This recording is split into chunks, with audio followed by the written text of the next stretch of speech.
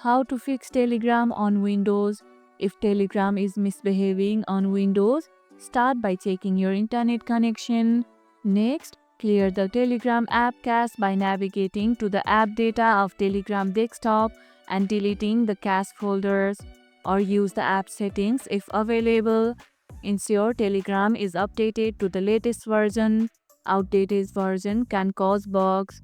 If Telegram freezes or crashes, reinstall the app after backing up your data. Disable any VPN or proxy temporarily as they can interfere with Telegram on Windows. Have you encountered issues on Telegram Windows? Let me know in the comments below with the tips or questions. These steps generally resolve most Telegram problems on Windows PCs. And if this video helped, hit the like button, share it, subscribe, and leave a comment. Thanks for watching, and I'll see you in the next one.